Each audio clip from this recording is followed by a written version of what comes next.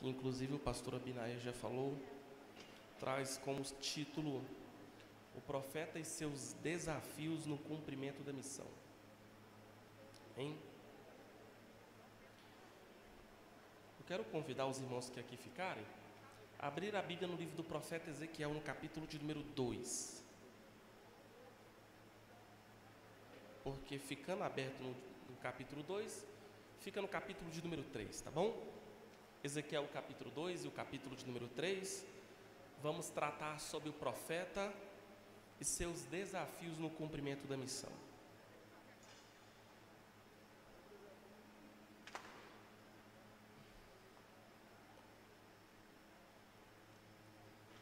Amém? Irmãos, vamos lá. Ezequiel capítulo de número 2, o verso 1 diz assim: E disse-me, filho do homem, põe-te em pé e falarei contigo. Capítulo de número 3, o versículo 1 diz assim: Depois me disse, filho do homem, come o que achares, come este rolo e vai e fala à casa de Israel. O verso de número 10 do capítulo 3, Deus volta a utilizar essa expressão. Depois disse-me mais, filho do homem, coloca no coração todas as minhas palavras que te hei de dizer, e ouve-as com os teus ouvidos. Eia, pois, vai aos cativeiros, aos filhos do teu povo, e lhe falarás, e assim lhe dirás: Assim diz o Senhor Jeová, quer ouçam, quer deixe de ouvir.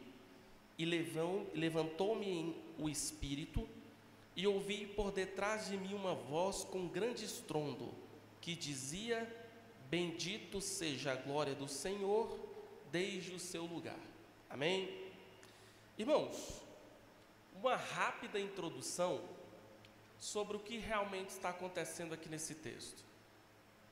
É de saber de todos os irmãos que Deus chamou Abraão, e através de Abraão foram se formando uma comunidade, os hebreus.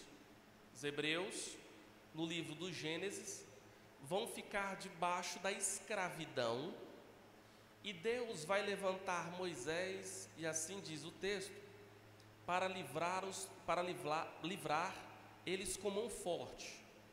Eles vão se dirigir pelo deserto, e esse processo de peregrinação vai acontecer no livro de Êxodo, no livro de Números, de Deuteronômio.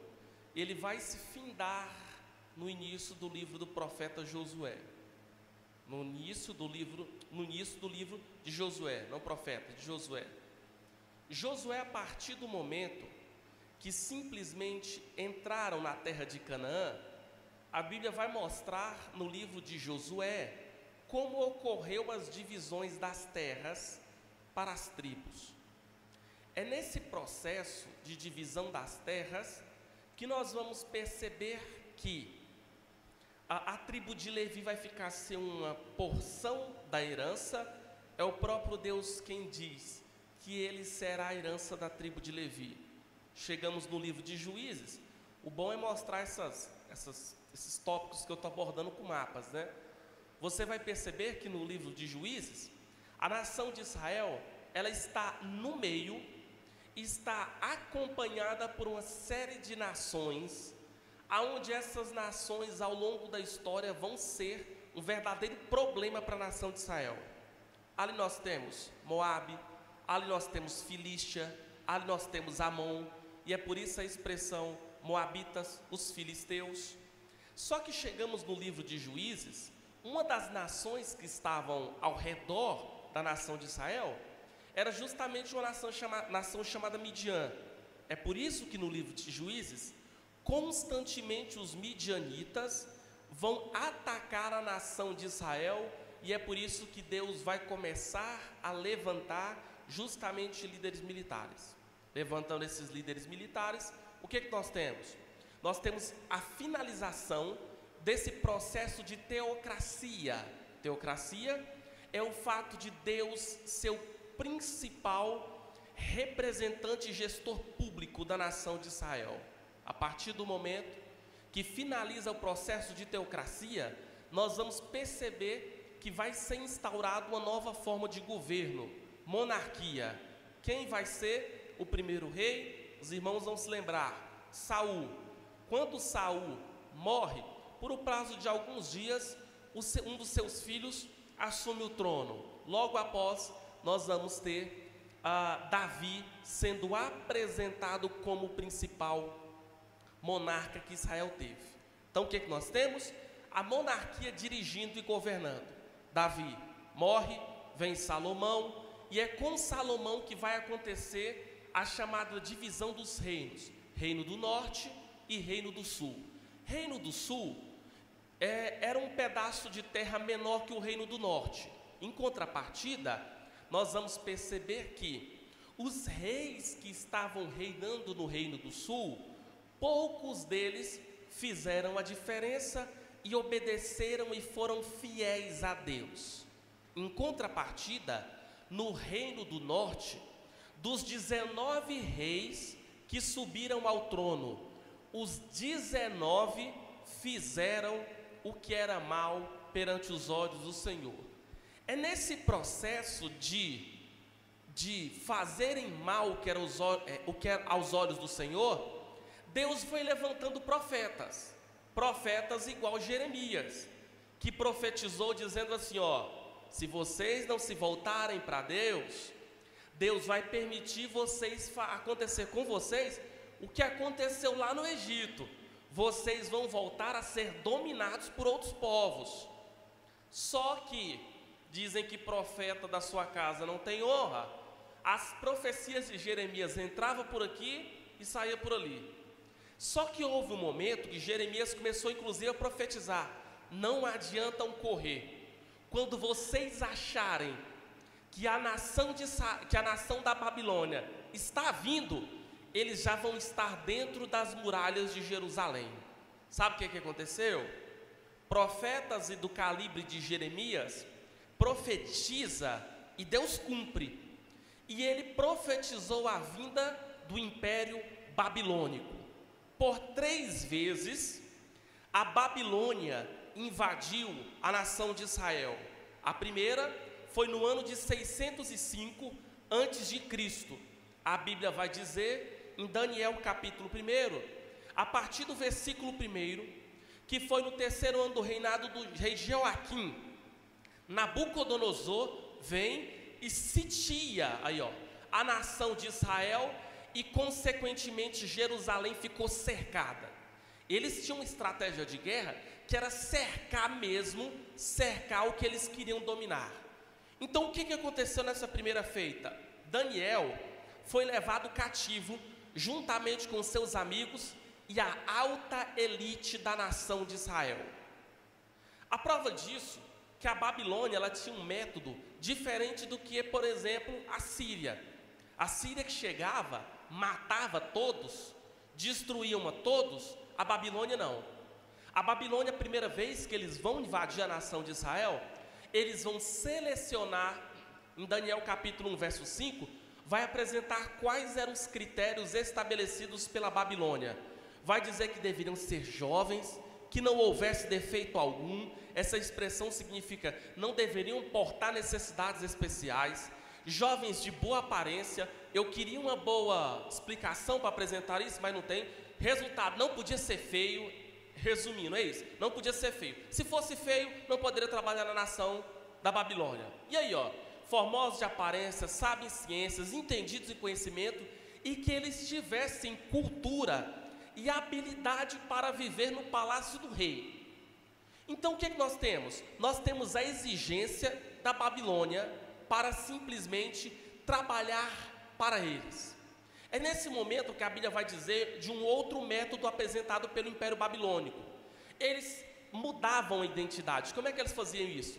Eles pegavam os nomes dos jovens que enalteciam a Deus, como era o caso de Beltesazar, de Daniel, que o nome Daniel significa Deus é o meu juiz, e lá na Babilônia eles vão dar uma outra carteirinha de identidade. Olha, seu nome não mais vai se chamar Daniel, seu nome vai se chamar Belsazar. Bel, que é uma divindade demoníaca na Babilônia, Bel proteja a sua vida. Belsazar. E a grande questão é que você vai perceber que isso vai constantemente acontecer com todos os jovens que eram amigos de Daniel. Porque a Babilônia ela tinha como objetivo a mudança da identidade. Depois a Babilônia muda a educação e nós vamos perceber que hoje a Babilônia sim representa esse sistema mundano e satânico que nós estamos e que nós vivemos, aonde constantemente ela vai ter como objetivo tentar mudar o nosso nome e tentar mudar a nossa identidade. É nesse momento que a Babilônia invade a primeira vez. A segunda vez vai ser no ano de 597. Nesse dia, o templo de Jerusalém vai ser invadido pelos babilônicos e todos os utensílios vão ser roubados, saqueados, mas ainda o templo não foi destruído. É nesse momento que nós teólogos acreditamos que as cópias do que em hebraico eles chamam de Torá e Jeová, da lei de Deus, foram roubadas, e é por isso que nós não temos as cópias, nós não temos os documentos originais dos textos e dos manuscritos do Antigo Testamento, porque de fato foram destruídos, e aquilo que não foi destruído na segunda invasão, que é da segunda invasão, inclusive, que Ezequiel vai ser levado cativo, é nessa segunda invasão. Na terceira invasão, aí foi considerada a pior das três invasões. No ano de 587, 586, nós temos justamente a data onde o templo que Salomão ergueu foi destruído, e a proposta foi simples.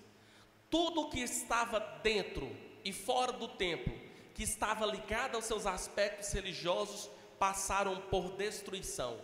Para os irmãos entender o que aconteceu naquele dia, vamos abrir a Bíblia em Jeremias capítulo de número 39, por favor. Jeremias capítulo 39. A partir do... Isso, vamos aqui. A partir do verso 1, diz assim: no ano 9 de Zedequias, rei de Judá, no mês 10º, veio Nabucodonosor, rei da Babilônia, e todo o seu exército contra Jerusalém, e a cercaram. Pode passar. No ano 10, verso 2, no quarto mês, pode passar, o verso 3. Entraram todos os príncipes do rei da Babilônia e pararam na porta do meio, os quais eram, os nomes são citados, pode passar, o verso 4. E sucedeu que, vendo Zedequias, rei de Judá, e todos os homens de guerra, fugiram então e saíram de noite da cidade, pelo caminho do jardim do rei, pela porta dentre os dois muros, e saiu pelo caminho da campina. Próximo verso. Mas o exército dos caldeus, os babilônicos, na verdade são neobabilônicos, né? Babilônia já existia no Gênesis, e alcançaram Zedequias das campinas de Jericó, e o prenderam, e o fizeram ir a Nabucodonosor, rei da Babilônia, a Ribla na terra de Amate, e ali o rei da Babilônia o sentenciou. E o rei da Babilônia matou os filhos de Zedequias, à sua vista. Também matou o rei da Babilônia todos os nobres de Judá. Próximo verso. E arrancou, olha só para você ver como eles faziam com o rei, com a autoridade máxima daquela nação. E arrancou os olhos a Zedequias e o atou com 2 cadeias de bronze para levá-lo à Babilônia. Próximo verso. E os caldeus queimaram a casa do rei e as casas do povo derribaram e os muros de Jerusalém. Acabou, irmãos. Só até aí. Você percebe como é que eles faziam? Então, quando Ezequiel foi levado cativo, na primeira vez, inclusive, acredita-se que foi mais ou menos uma quantidade de 10.000 pessoas. De fato, eles foram. Aí a pergunta é: eles foram levados, obrigados, forçados a serem escravos na Babilônia? Os velhos foram mortos. Os meninos com habilidade para viver no palácio dos reis, a partir de agora, de fato, vão trabalhar para o Império Babilônico, e as donzelas foram violentadas. Eles chegaram em cativeiro babilônico. A grande pergunta deles lá na Babilônia era uma: será que Deus vai nos tirar daqui, quanto tempo que nós vamos ficar aqui? Essa era a pergunta que não queria calar. Quanto tempo será de sofrimento? É nesse momento que Jeremias vai escrever uma carta, olhe bem para cá, ó. Jeremias vai escrever uma carta, e ele vai escrever uma carta sobre a ordem de Deus. E eu queria que a mídia colocasse, por favor, Jeremias capítulo 29, a partir do versículo de número 4. Se você entender isso aqui, você pegou o topo da lição. Diz assim, isso é uma carta que Jeremias escreveu para eles lá na Babilônia. Porque Jeremias de fato não foi levado para a Babilônia. O rei Nabucodonosor tratou ele melhor do que o próprio rei de Israel. Diz assim, ó, assim diz o Senhor dos Exércitos, o Deus de Israel, a todos os que foram transportados, que eu fiz transportar de Jerusalém para a Babilônia. Olha, Starley, foi Deus que mandou eles para lá. Porque o profeta já vinha profetizado que se eles não obedecessem ao Senhor, isso viria a acontecer. Só que eles não acreditaram. Edificai casas, habitai-as, plantai jardins e comei dos seus frutos. Pode passar. Tomai mulheres, gerai filhos e filhas, tomai mulheres para vossos filhos e dai vossas filhas a maridos, para que tenham filhos e filhas, e multiplicai-vos e não vos diminuais. Tomai mulheres, verso 7, procurai a paz da cidade, para onde vos fiz transportar, e orai por ela ao Senhor, porque na sua paz vós terei paz. Viu o que Deus está falando? Orem para que envie paz na Babilônia, porque eu enviando paz para a Babilônia, vocês vão ter paz. Porque assim diz o Senhor dos Exércitos, o Deus de Israel, não vos engane os vossos profetas que estão no meio de vós, nem os vossos adivinhos, nem dei ouvido aos vossos sonhos que sonhais. Porque eles profetizam falsamente em meu nome, não os enviei, diz o Senhor. Viu o que os profetas maus estavam falando? Estavam dizendo, não foi Deus que tirou vocês, mandou vocês para cá. Não, Deus está dizendo para Jeremias, fui eu que enviei. Porque assim diz o Senhor, certamente, que passados 70 anos na Babilônia, vos visitarei e cumprirei sobre vós a minha boa palavra, tornando-vos a trazer este lugar. Sabe o que Deus está relembrando? Prepara, vocês vão ficar 70 anos aí, porque eu bem sei os pensamentos que penso de vós, diz o Senhor, pensamentos de paz e não de mal, para dar o fim que esperais. Verso 12, então é aí que vocês vão me invocar, ireis, vocês vão orar, e eu vou ouvir vocês, e vocês vão me buscar, e vão me achar quando vocês me buscarem de todo o vosso coração. Verso 14, e eu serei achado de vocês, diz o Senhor, e farei vocês voltarem do cativeiro, e vou fazer vocês congregar todas as nações, de todos os lugares para onde vos lancei, diz o Senhor, e eu tornarei a trazer vocês do lugar que eu vos transportei. Só até aí. Ficou claro?